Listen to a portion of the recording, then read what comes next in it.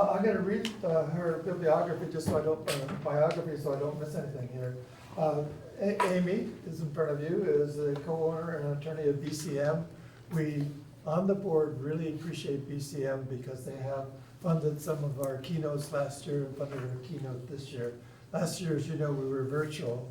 This year, we're really here. So, and having those two people up on stage talk to each other was well worth being here inside this morning, I think. So thank you, Amy, for doing that. Our pleasure. She's a managing member and a part owner of the law firm.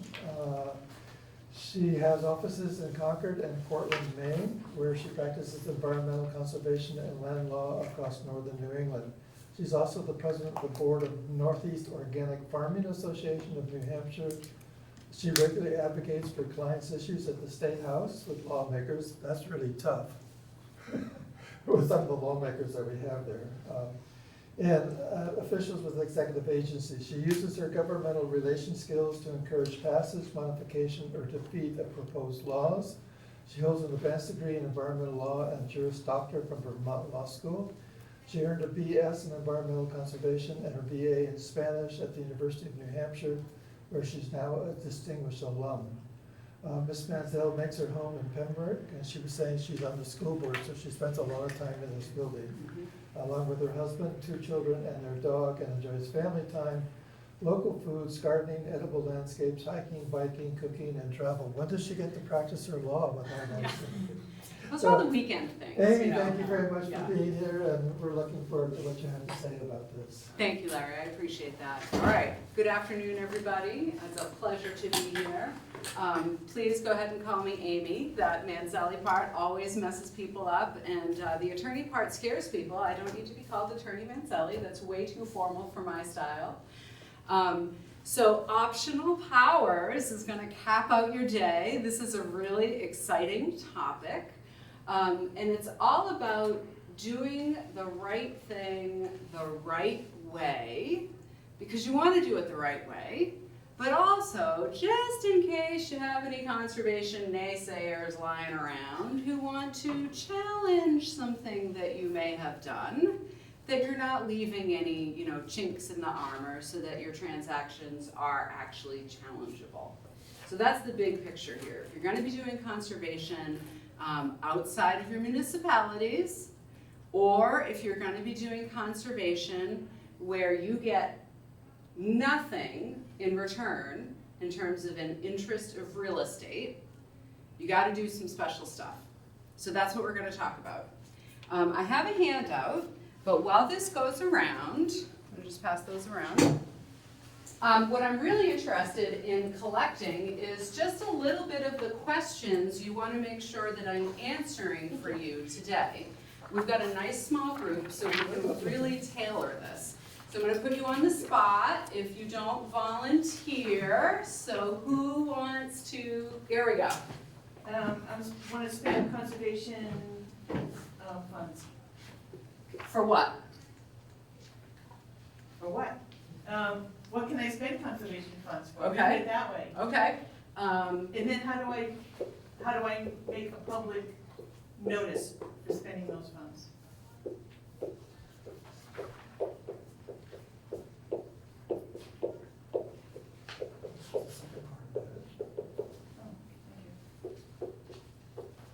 Oh, at the back of that pile is my copy of the statute, which I'm going to use for reference. Is that yours? Yep. All right, in the back, what question are you hoping to have answered? I really don't know. This is my first year on the conservation committee. Okay, all right. And I'm learning a lot. I don't know what to ask. Okay, you're going to start out on the right foot. This is great. And we're buying 2 properties in another town, Okay, and I want to make sure that we are legal. And Okay. I think we did pass the warrant article a long time ago about allowing us to do that, but I don't know how long that was good for. are you purchasing the fee interest of the other property? We're buying them outright. Buying them outright, okay.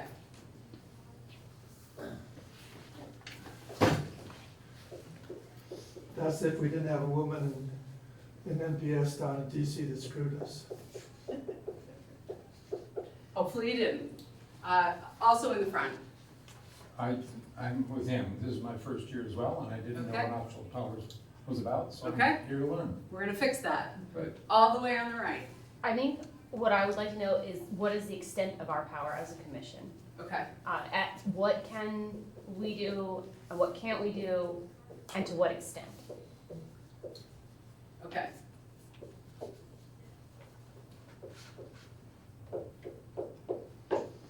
Next.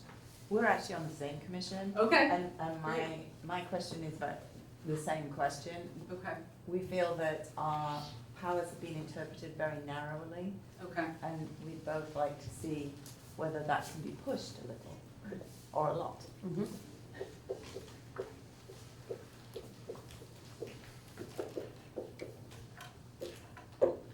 Okay. And last but not least, in the middle. This might be too similar to one of the other questions, but this is a real-world example. We were asked to contribute to the purchase of a property that was outside of our boundaries, except there was a little sliver that went in, that did go into our town boundaries, so we weren't acquiring any interest. We were asked to contribute to it. So mostly outside. Most, yeah, exactly.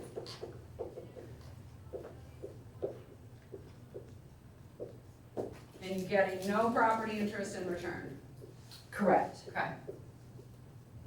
And we were not asked by the our neighboring municipality. It was a non-for-profit organization, a conservation Yep. trust. A land trust. Correct. Was buying it. Yep. Great. Okay. I think I'm prepared to cover all of these. I did not plan to talk about the notice, but I think I've got the statute and I think I can cover it. So, the reason that we are talking about this today is because it has been a little bit of a controversial topic. Folks have had different interpretations on what optional powers are, when you need them, what you can do with them, etc.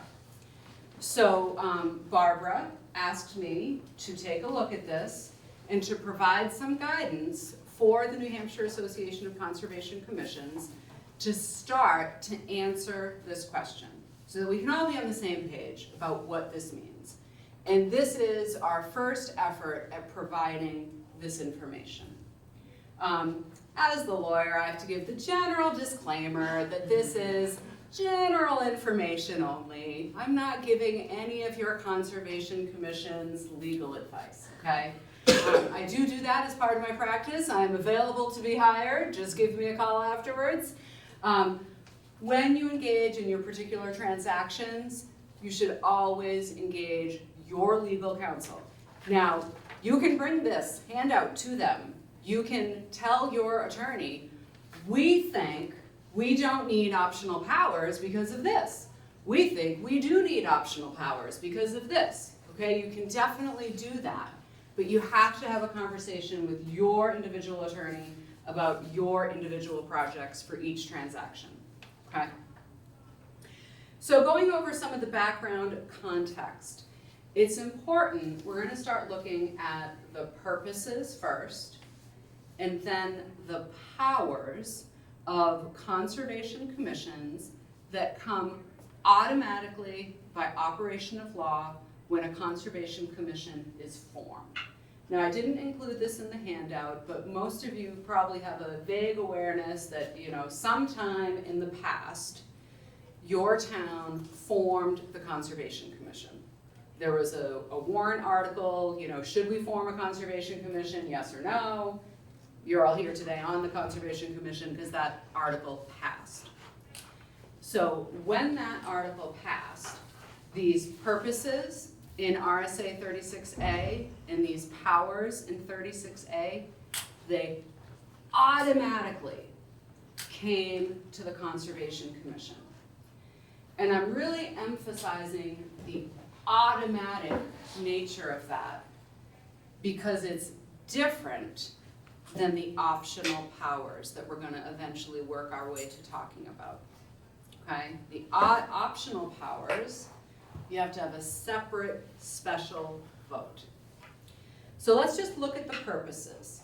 I've got them listed here. I'm not gonna really read through all of these, but the big gist is on page 1 in RSA 36A, Roman numeral 2, numbers 1 and 2. The purposes of conservation commissions in New Hampshire, according to this New Hampshire law, is that they are for the proper utilization and protection of natural resources and the protection of watershed resources. And then you can see there's all this other sort of ancillary stuff. And I recognize some of you were in the last session with me, and that's where the natural resources inventories comes in and a lot of other stuff. But note, there's nothing in these purposes that says by purchasing land outright or purchasing only easements or by funding surveys or by not funding surveys or by doing work only in the Conservation Commission's municipality or not in the Conservation Commission's municipality. My point being, when this topic of optional powers comes up and you're, thinking about doing some stuff outside of your municipality or doing some stuff that might be inside your municipality or outside, but there's nothing that comes back to the Conservation Commission in terms of a property right, look at this language. It is very broad, okay? And this is something that you can use in those conversations. Those deeds are consistent with this broad purpose language in the New Hampshire law. So that's sort of point 1 in the purposes. So now, what are the powers of the Conservation Commission? Because it's really the powers that authorize you to take action. So there's RSA 36A4 is where the powers that automatically come to every single Conservation Commission when it's formed live. And I've broken it down sort of in an outline form here. When you look in the statute, it's just a big blob of words. So hopefully this is a little bit helpful here, but you can receive gifts. And then, you turn the page and you can see the different kind of gifts you can receive. Money, it's obviously self-explainable. Personal property. So, this could be anything you want, it could be a car, it could be a house, it could be a life insurance policy, personal property. Real property, land, and water rights. So you have the authority to receive gifts of any of those things automatically. No optional powers needed. Because once you are formed, automatically you have these rights. And if you read on, you have these rights to receive these types of gifts either within or outside the boundaries of the municipality. And we're going to go through, and I hope it will be very clear at the end, we're going to go through a lot of different hypotheticals. Now, I included here, subject to the approval of the local governing body, and you guys manage them, you don't necessarily own them. I'm sure you're all familiar with this. Like if it's land, the select board is the technical owner. The deed might say something like, to the town of Pembroke Select Board, managed and controlled by its Conservation Commission, So that's what all that extra language there means. So section 36A41, just to summarize here, authorizes conservation commissions automatically, immediately, no further action required, to receive gifts inside or outside your town of these 4 types of things. So that's the first big principle of your powers, your automatic powers. Now the second thing is you can acquire, again, in the name of the city or town, that's that thing I just said, by purchase, 2 things. The fee in land or water rights, and I just want to pause here. That word fee is, fancy, sort of old-fashioned legal speak. I made a little shorthand note here. Fee interest equals buying outright. The most simple way to think about this is if you own, a single-family home or a condominium unit, you own the fee interest. It's not a word most people use in everyday language. Buying outright is a more plain English way to say it, but when you see the word fee in statutes, what they're talking about is buying outright. When you say local governing body, do you mean select board or do you mean the town meeting? So, almost. The local governing body is going to be your select board or your city council, depending on whether you're in a town or a city form of government. Okay. Within, okay, I made a little note here, I'm the one that underlined and bolded all these important words specific to this topic. When you look up the law, again, it's just a bunch of plain words in a big blob paragraph. So to break this down for us, I really tried to pick out the most important words. So when you are purchasing, the outright interest, the fee, of land or water rights in your town or city, that's this automatic right number 2. Or any lesser interest. So if you think about the biggest thing you can ever buy is the outright land, the whole kit and caboodle.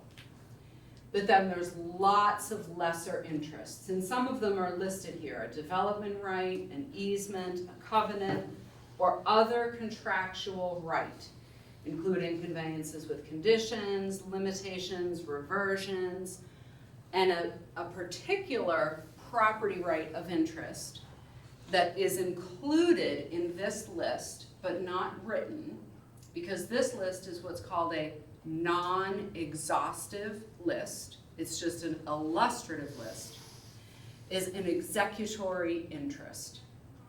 And a lot of times, you're going to be wanting to put money towards a conservation transaction that involves a conservation easement that you're not purchasing.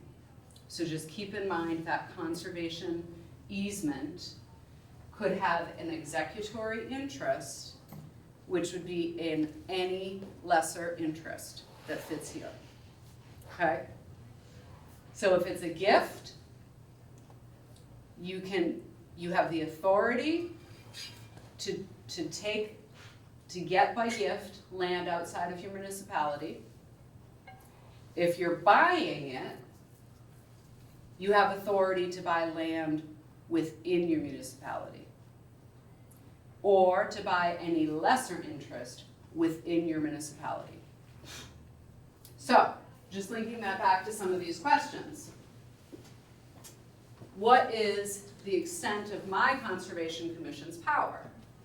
So I don't know, for all of you guys, if you have or don't have optional powers, because it requires a special vote, except for you, because you said you did. We did, we So- voted on 2 warrant articles. Okay, so you guys don't have this limitation.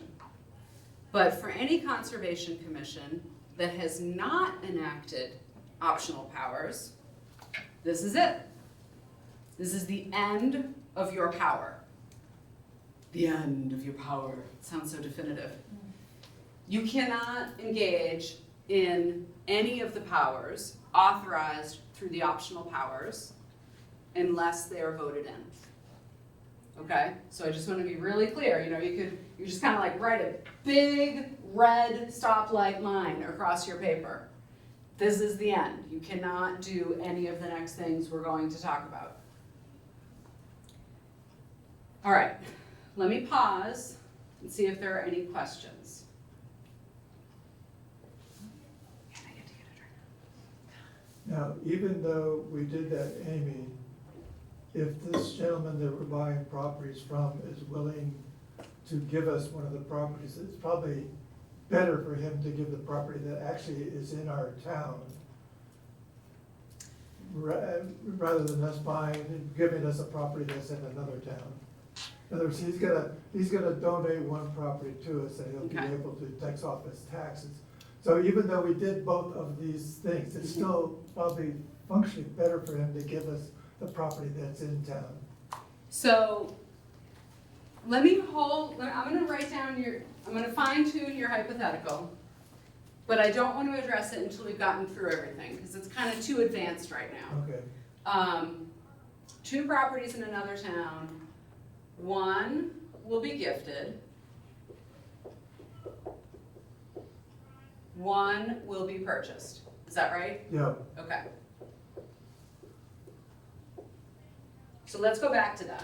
Any other questions before we hit the optional powers? So you said optional powers is a special vote. Yes. It's a town or citywide vote? Yes, at your annual meeting, Mm-hmm. it has to go on the warrant article, just like anything else, are we gonna pass the annual budget of this much money? Are we gonna do this? Are we gonna do that? And I will note, I didn't put it in your materials, but you can just look it right up. It is RSA 36A 4, I'll write it down for you.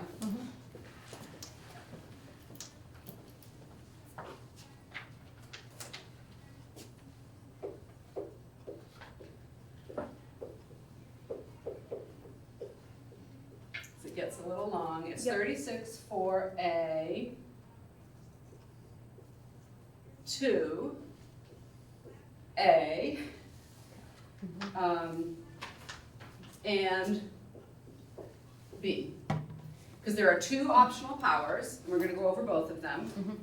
And your town or city could vote to have one or the other, or both. And I would always recommend just do both. So then, some follow-up questions, you might not have this information, because how many commissions did we say we have in the state? Is it 217. 17, right? Okay. So then the question would be, my question, a follow-up question would be, okay, how many of the 217 have optional powers? What is the success rate of towns voting or cities voting Yeah. for optional powers? We don't have that information. no, we've never done it, and that's an Yeah. interesting question to bring up with the board, because that might be something to look at. We have looked into, current use and things like that. Mhm. Yep. We haven't done. It's a really interesting question, and this guidance, this general information that we are providing, I think is naturally going to lead to the association gathering more information on it. Well, it made So- us, it was helpful for us when we passed this, because we have the Squam Lakes Conservation, and they often buy property in town, but they also buy property out of town. And as a way of supporting them, we were gonna give them some money to buy some property that was not in Holderness. And so Right. when this came up, we were able to use that, well, we support the Squam Lakes Conservation Society, and therefore we need to have this passed, as a warrant Right. article. Right. Okay.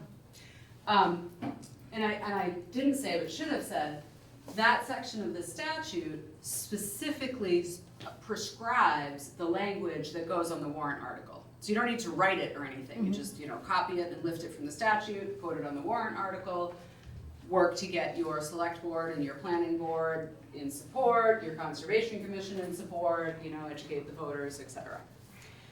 Okay, so what are these optional powers? First of all, I'm just gonna say it very clearly, even though I already implied it. The powers that we've talked about previously automatically come when a conservation commission is formed. Optional powers do not. They have to be voted in, and they can be voted in one or both. Sometimes, some conservation commissions, and the law allows this, you know, the town was just so excited to form a conservation commission, they did it all at once. They formed the conservation commission and voted in the optional powers. So they would have had 3 warrant articles. 1, do we form a conservation commission? 2, do we enact optional power, small letter A? 3, do we enact optional power, small letter B? And all of those could have passed. But there's no impediment to separating these in time. You know, if you feel like you need to baby step it, you could do 1 year and you just do 1 optional power, and then you can sort of, a few years later, do the 2nd optional power. If you feel, you know, let's just do it and do both optional powers at once, 25 years after the Conservation Commission was formed, there's also no problem in doing that. The law allows that flexibility and timing. Okay, so there are 2, and I'm reading on the second half of page 2 now. There are 2 primary optional powers corresponding with small letter A and small letter B. The first one is to expend funds for the purchase of interests outside the boundaries. Okay, so this is when you're getting something, but it is outside of your municipality. So if we changed this hypothetical just a little bit, so you're contributing to the purchase of land, mostly outside, and it doesn't matter that it's mostly outside. What matters here is that there's any of it outside. I mean, you could have a 100-acre property with 99.5 acres of it in your town and 0.5 of it in the other town, and you still cannot do that if you don't have optional powers, okay? And the flip side is true. Yes. And if we just said this, you're getting a property interest in return, that's what this number 1 does, okay? So if you gave the land trust money and you got a property interest in return, that is what this optional power number 1 allows you to do. One example of many things that it allows you to do. Now we'll talk about your scenario, because your scenario is actually the 2nd optional power. And let's look at that. So you're going to expend funds. I mean, as I said earlier, all this is spending money for conservation, doing it right. So expending funds for contributions to qualified organizations. Almost every land trust in New Hampshire is going to fit in this qualified organizations, as are almost every other conservation commission. You know, there's a lot of potential for collaboration amongst conservation commissions. For the purchase of, now there's 2 options here, property interests or facilitating transactions relative thereto to be held by the qualified organization. So when we go through the hypotheticals, you'll see I'll point out there is one thing that's a little ambiguous about this language. The part that's very clear is that if you're going to spend money, you're going to take, you know, your town's taxpayer money, and you're essentially going to dump it over the property border into some other town. I'm not saying it's wrong, and neither is state law. State law is saying go for it. But you have to have been authorized by your voters by passing this law and giving you those powers to do that. That's sort of how the political side of this works. And then going back to the purposes that we talked about, you know, this is perfectly in line. This is you utilizing and protecting natural resources. And this is you protecting watershed resources. You know, as was mentioned in the prior workshop, natural resources and watershed resources don't respect that, like, oh, there's a political line and this municipality ends here and that municipality starts there.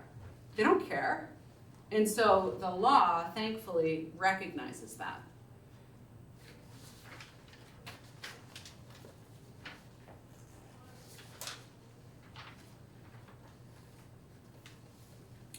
So, before we get to what does it all mean, let me just pause for any other questions.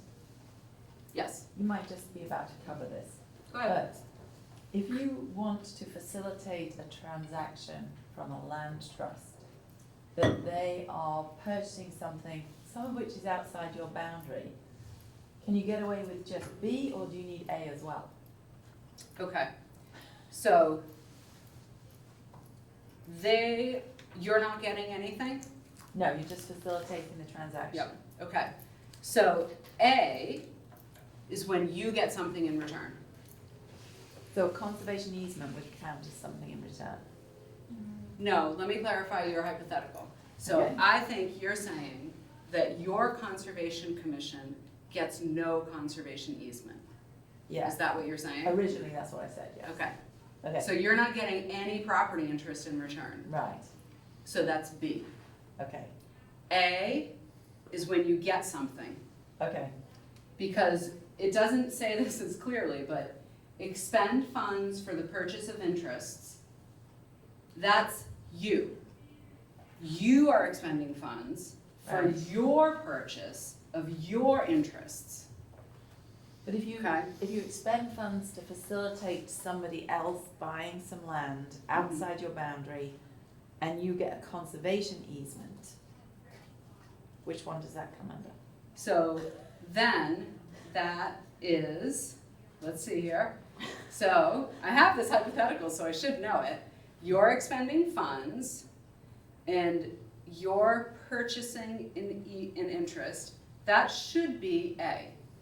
Because you're outside, you're expending funds, you're getting something. But let's Okay. work through the hypotheticals and see if that's what I said. Okay. Okay, other questions before we move on? Yeah. Does any of this matter if it depends on where your funding comes from? Like in my example, we've got base funding from the Right. town, but then we also get the current use No. transfer funds. So- No. Okay. The only way that would matter is if the funds are in no way conservation funds. So, in other words, what I mean is, you can push it into your automatic powers and make it a gift. Okay, so let's say, for example, I have $500,000. You guys want to own a property that's worth $500,000. I buy it from the owner, just myself, Amy Manzelli. I am now the owner. I use my money, and now I gift it to the Conservation Commission. Now, we all worked in collaboration on the deal. We all knew what was going on, but there was not $1 of conservation funds used. Okay? That is a gift. I gave it to you. That's part of your automatic powers. But those situations are rare. Yeah. Okay, so I tried to start with basic hypotheticals. So you can see we've got A through H to work through. So, and I'm gonna, I've got the answer here, but it would be great if you guys could sort of answer and talk yourselves through the answer. Conservation Commission receives a gift of land fully inside its municipality. So automatic powers or optional powers? Automatic, Okay, and why? because it's a gift. Right, exactly, perfect. Does it matter that it's inside? No. Yes. Good job, class. Okay, now, that was my segue for B. Conservation Commission, go ahead. Before you leave that. Yeah. So you have accepted it on behalf of the town, it still requires, does the town still require, who then has the ability to dispose of that property if they choose to? The select board or the conservation commission? Right, so, that is a topic beyond the scope of this workshop, Okay. but let me say a little bit. As I mentioned, I represent a lot of conservation commissions, and when I represent town government, I am typically hired by just the one entity, and typically for, sort of special counsel. So in other words, I'm not general municipal counsel. I don't represent the planning board and the zoning board and the select board and the conservation commission and do the employment, I usually do all the land use and the environmental stuff, and when I represent conservation commissions, I represent just the conservation commission.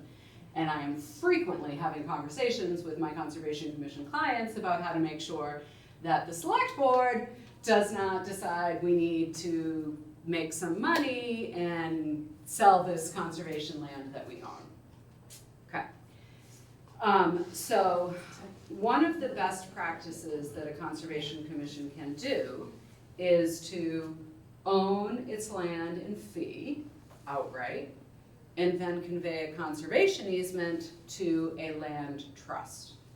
It's the conservation easement that prevents the select board from being able to pull out the rug and do something with it. Other management strategies are to employ the various ways of engaging the public. Popular recreation trails on the land, annual events on the land, where, the public, rather than like just the 5 champions on the Conservation Commission, will champion the continued conservation of the land. There are other tools like deed restrictions, but those are not as strong and robust.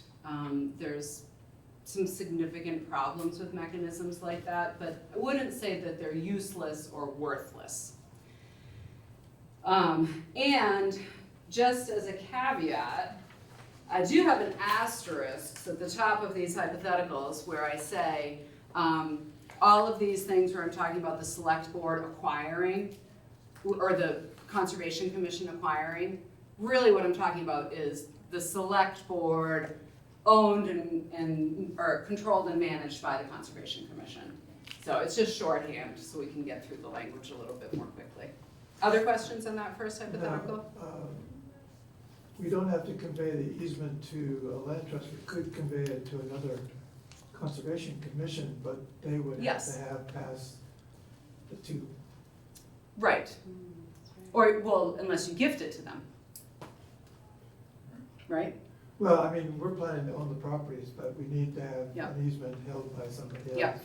And I should say the other strategy is to, although this requires a lot more management and stewardship, is for you to own a conservation easement on land owned privately. Private landowners are great, and there's a lot of opportunity to do that, but you need to work with that landowner, you need to work with the next landowner, so it's just more intensive. Okay, so B, hypothetical B. So now your Conservation Commission receives a gift, keyword gift of land, 6 towns over. Automatic powers are optional. Automatic, Automatic, why? because it's a gift. Right, and we already covered, it doesn't matter when it's a gift, if it's inside or outside the municipality. Okay, so now we're not talking about gifts anymore, we're talking about purchasing. Conservation Commission purchases fee interest, the outright interest, of land entirely inside its municipality. Automatic or optional? Automatic. Automatic. Automatic. Because it's a purchase and it's fully inside. So if you flip back to the language on page 2, let's see here. Yep, so it's the top of page 2, you can see it's a purchase of the fee interest within the boundaries. So that's your automatic powers. Optional powers, not needed. Yeah. So moving down, getting more complicated here, we're edging right up.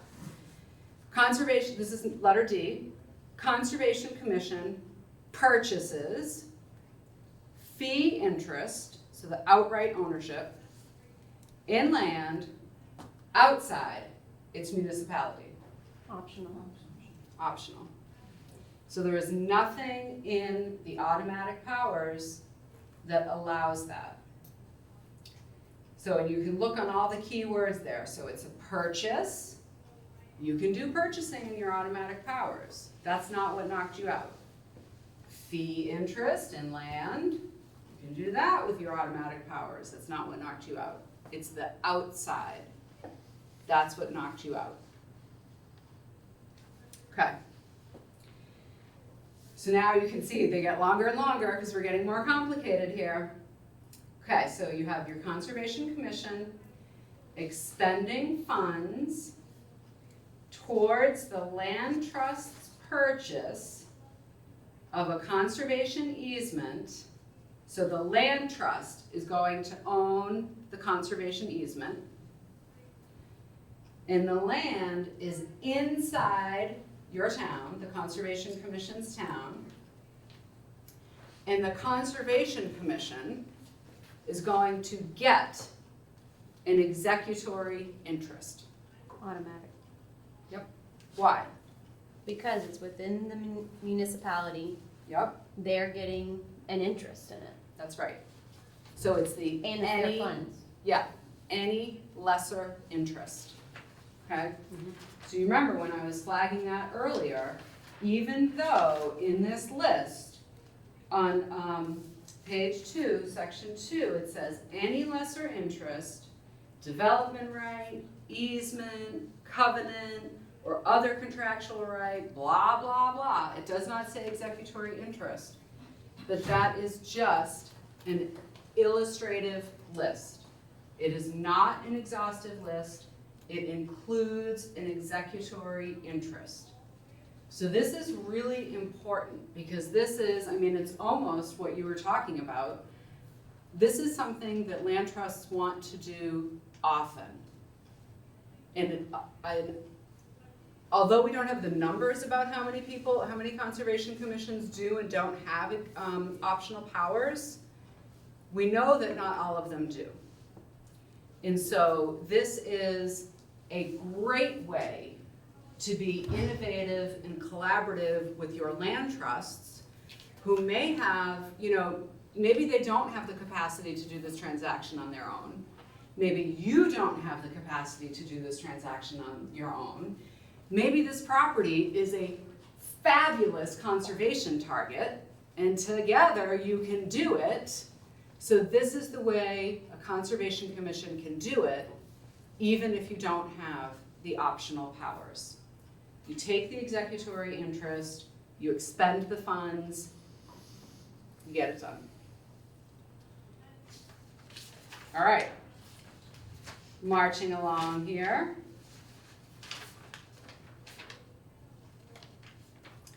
So we're changing it up a little here. So Conservation Commission expends funds towards the land trust's purchase of a conservation easement. So it's very similar, but now we're outside of your town.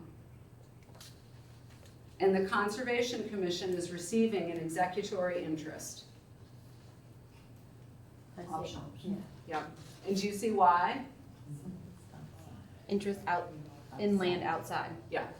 So that'd be number 1. Right.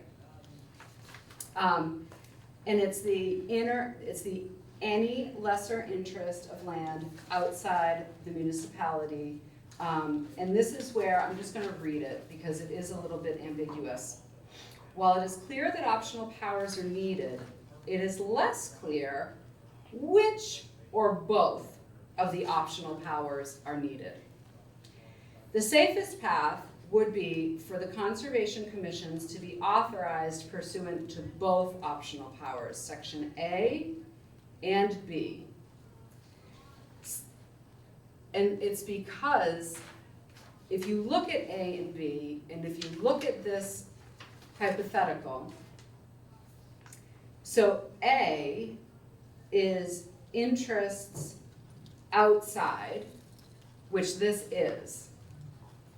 And B is expending funds for property interests where you're facilitating a transaction held by a qualified organization. And this very genuinely fits into both buckets. Okay. And I really don't think that is what the legislature, when they wrote this, intended. I think that they intended A and B to be very distinct things. It's not how it's playing out in practice. So if you were doing this, if you were a conservation commission, and you were, actually it's still not this, because you're getting the property interest in return. So you're spending money, it's a project outside of your town, you're getting an executory interest. I would just not do this if you don't have both of the optional powers. Because I just don't see it clearly authorized in the law. I think it's iffy. Okay. One thing I didn't mention that I do want to touch on is on hypothetical E and hypothetical F, when you're taking an executory interest, you are acquiring, you are obtaining, I would even say you're purchasing. What you want to be clear that you're not doing is you're not making a donation. You know, you're not making stuff up. An executory interest is a real bona fide interest in property. It has actual legal significance. We're not just being like very creative with legal words here. And so you don't want to send mixed messages with your language. You don't want any paperwork, email, motions especially, to say anything like, oh yeah, we'll donate $20,000 and then you guys give us the executory interest. Absolutely not. We will expend $20,000 to acquire the executory interest. Better yet, we will expend $20,000 to acquire the executory interest in furtherance of our purposes in RSA 36A2 for the proper utilization and protection of natural resources and the protection of watershed resources. I mean, that's like, you know, the gold standard motion when you're engaging in these transactions. Because you just don't want there to be any conflation whatsoever. You know, you're shopping here, right? You are shopping for conservation, you're buying property. All right, we've got a couple more to do. Questions? When Yeah. you present the optional powers for a vote, Yep. I feel like there might be a big difference in people's minds between interest in land outside the boundaries and interest in land partially outside the boundaries. Do you have to be careful in how you present it to use the language exactly as in the RSA here, or can you clarify? You have to use the language that's in that RSA 36A4, A2, A, and Yeah. B. But when you are providing education, you could explain, and the explanation would be it would allow both.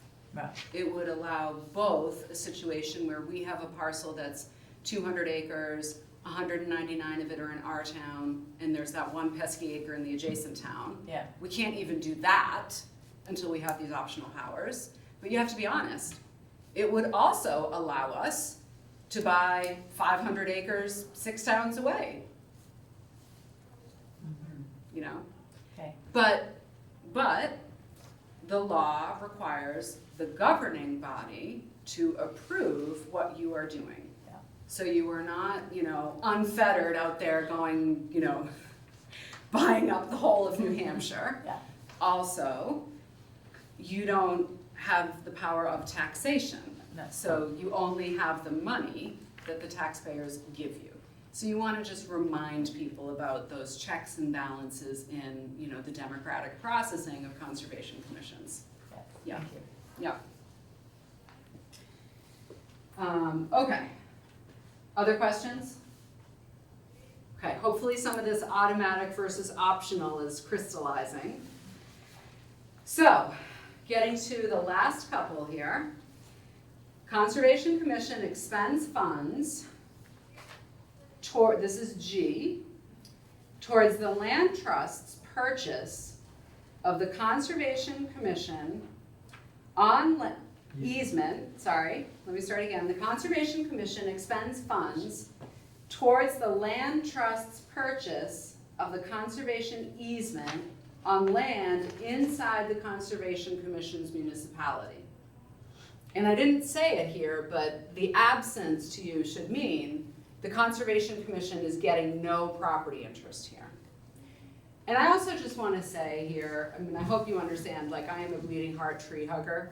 When I say, the Conservation Commission is getting nothing, you're getting the intrinsic value that comes with the conservation being achieved, so. But the Conservation Commission is getting nothing in this hypothetical. So, automatic or optional, Optional. right? And why? Because they're not getting anything. Yeah, exactly, exactly. Yeah. Get nothing. So again, think about that sort of political checks and balances.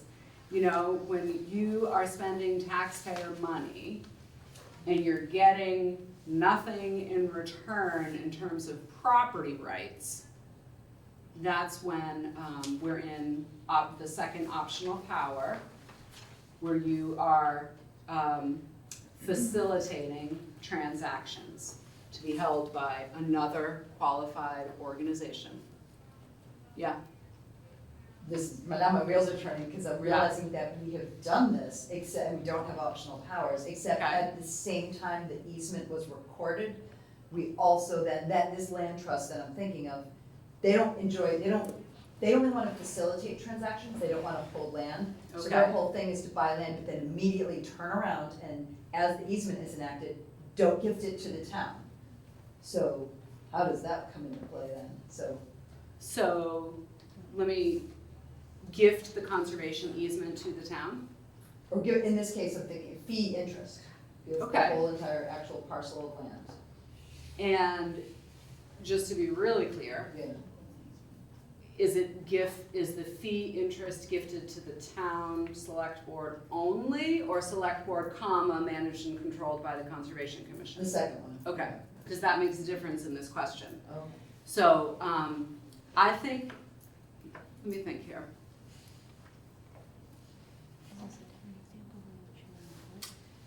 I think you might be in some gray, because while the second part is a gift, which puts you in the automatic powers, the whole transaction was not a gift. Right, You expended conservation funds, right. and you got money, you got something in return, and you're saying it was outside the municipality? Oh, no, in this case, it's inside the municipality. Okay. So we're then, Getting some, but it seems like it's G for a few minutes until I think, the transfer happens. yeah, but if you have a purchase and sale agreement that lines out all of the steps, and this can, in a good faith way, be described as one transaction, Yeah, I think I think those few seconds don't matter. okay. It's like, so many people have experienced buying and selling their own personal homes. I always like to analogize to that. So, there's that brief time where, there's if I were to refinance my home, where I fill out the refinance paperwork, and then the refi check goes technically to me. So like for a second, I don't have a mortgage, you know, but I have a mortgage. Right. It's just that that debt needs to be rolled over to the new mortgage company. Yeah, So I can't really say like, oh, I'm mortgage free. right, Do you know what I mean? yeah, It's all one transaction. yeah, that's essentially what this is as Yeah, well. so Okay. you're within your boundary, Mhm. you're expending money to purchase the fee interest. But I think your problem might be you're not wording it right.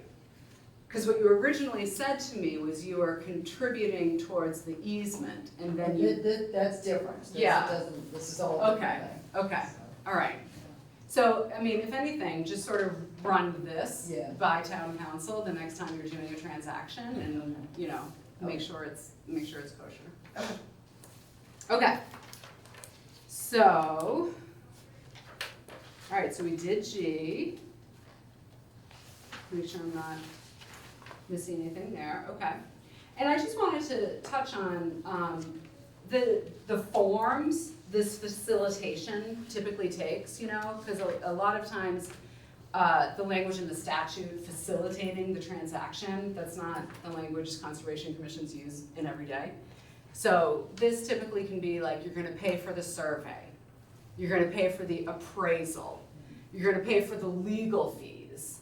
These are all the things that this facilitation usually takes the form of. So all that is fine. It's just that in this particular scenario, you could only do it if you had enacted the optional powers. All right, last, Conservation Commission expends funds towards the land trust's purchase of a conservation easement. This time the land is outside of the town. And the Conservation Commission does not take any interest. Optional. Optional. Right. So it's the same exact answer. Because when you're doing this sort of thing, it does not matter where the land is. If you're not taking an interest, you have to use the optional powers. And so there's just some bottom lines here. Best practice when you want to support a conservation project by expending funds is to always acquire an interest in real property, something.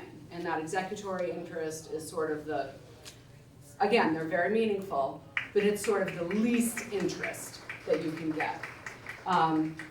Likely the best option is the executory interest. If you expend funds in support of a project and you do not acquire any interest in real property, you must have been authorized through optional powers. Otherwise, you just should not be doing that. Another best practice is if you expend funds for a project outside of your municipality, you must have optional powers, okay? Gifts outside, good to go. Expending funds outside, optional powers. So let me just look over here. I'm gonna refer you to RSA 36A for the notice. Let's look at this here. So one will be gifted.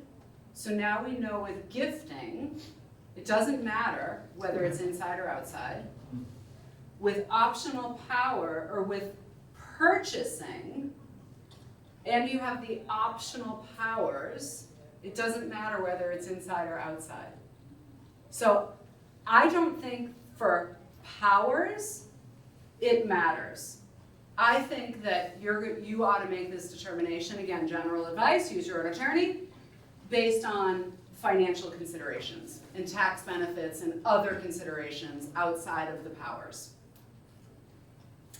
I don't know, now that we've gone over this, what is your feeling on whether your town has been too narrowly interpreting this? I think I would like to investigate optional powers because I think it would behoove us, even if we're not necessarily utilizing it right now, for future Yeah, scenarios. Yeah. What harm does it do other, unless there's obviously pushback from residents. So I think in a way it's too narrow, yeah, and that we should expand. yeah. if Yeah. possible. Yeah, so I would advise, in the lack of a statewide survey, I would call your adjacent towns. You know, governments are so influenced by what everybody around them has done. That's a good point. Okay, So in a so, way, Amy, it's sort of like the precautionary principle, you're far better off to have adopted the two optional powers, even if you never use them. right, And, better to have them and not need them Yeah. than not have them and need And them, then get into problems. for sure. Contribute to purchase of, so here, we want to be careful, that's why I put it in quotes, by the way, so we're contributing, to purchase of land mostly outside. This doesn't matter, we talked about that, could be that 1 acre out of 200. Getting no property interest in return. The land trust is the purchaser. So do you feel like this is clear now? I feel like it's clear. Yeah, optional powers for sure. And it's because of that no property interest in return. Yep. So you got, I don't know where you are in the transaction, but you could seek an executory interest. Right. Or. Yeah, that's great to know about. Yeah, you can enact optional powers. All right, final questions. I'm definitely okay with letting class out early. Yes. We have an interesting situation. A few years ago, long before I got on the conservation committee, our town worked with a land trust to protect a piece of land, a good-sized piece of land, almost 600 acres in our town. With a land trust that was very willing and had the funds available, whereas we did not as a town. They went and bought the entire fee property. And after we got a federal grant and a state grant, and some other gifts of money, as well as holdings that the Conservation Commission had, they then sold us the fee of that land. They held the conservation easement. We both spent about half Yep, toward the final result, but it was separated by about a year and a half. yep, Worked perfectly. And it was the best thing we ever did. yeah. So that cannot reasonably be considered to be one transaction. Right. But that is, whoops, wrong handout. That's the purchase of a lesser interest inside your boundaries, which is automatic powers. Right. Yeah. Yeah, we did not go through Right, right. optional powers in our Yep. town meeting at all. Yep, okay. All right, other questions? Well, I do have a question, but I don't know if it's outright related to RSA 36. That's fine. So, because what the other things we were looking at, so recently we had the opportunity to have a wetland scientist come to one of our workshops and go through, a wetlands permit, which was really informative. And, he just had some basic recommendations that, like, there are things that we could be doing to make us a little more powerful or meaningful. So and I was just talking with her is, we have that 50-foot setback from wetlands. One of the recommendations he included might be find out what interest there is for a 25-foot around all wetlands, and I know that there are other commissions that probably have other means of power, and I think that would be something I would want to know more about, because now I have a clear indication of what RSA 36 dictates, but I don't know where else we have the ability to flex and Right. have more power. Right. So that's where I'm at. Yeah. So local zoning is an extremely powerful tool, and that's essentially what you're talking about. And it really comes down to local politics. So in towns, planning boards shepherd zoning ordinances, and then those proposed amendments are voted on at town meeting by the whole town, or anybody that cares to show up at the town meeting. Yep. And in cities, it's actually the city council that does it. And that's a political process. Either way, it's a political process subject to politics. And so you just need to be in good tune with your community. And, I would recommend not a full frontal approach, full frontal assault, where, at the town meeting in 2024, you're looking to, increase conservation funding enact optional powers and have, you know, tons of zoning ordinance changes that are gonna be protective of wetlands. Okay. Like, there might be some prioritization work that the Conservation Commission wants to do to, you know, figure out like, okay, what's the first thing, then maybe in a couple of years, what's the next thing, and so on and so forth. Okay. Can I just ask? The first one, number one, Mhm. protection of the natural resources. How has that been interpreted? Has that been interpreted Oh, to yeah, it's so broad, yeah, we struggle involve with that. forests and woods, or, because 2 is clearly about watershed resources. Right. And I think ours has been very concentrated on number 2. Mhm. But number 1 seems to give us an interest, at least, maybe Mhm. not powers, but an interest in protecting all land. Mhm. Is that how it's been interpreted, or does So- the word resources? Yeah, the Kind New of Hampshire limiting. Supreme Court, to my knowledge, has never interpreted either one of those phrases. Okay. However, there is a Supreme Court case, I believe it's called Greenland versus the Conservation Law Foundation, something like that. And the issue in that case, I served as amicus in that case and we lost. The issue in that case was whether you can regulate indirect impacts to wetlands. You know, a la, here's the wetland, here's some disturbance activity happening near the wetland that is going to have an indirect impact to the wetland. And I haven't looked at the case in a while, but my memory of it is, the Supreme Court said, all right, we are 100% convinced on the science that indirect impacts actually can have an adverse effect to wetlands. You have completely convinced us. However, bad news, that is not what the law says.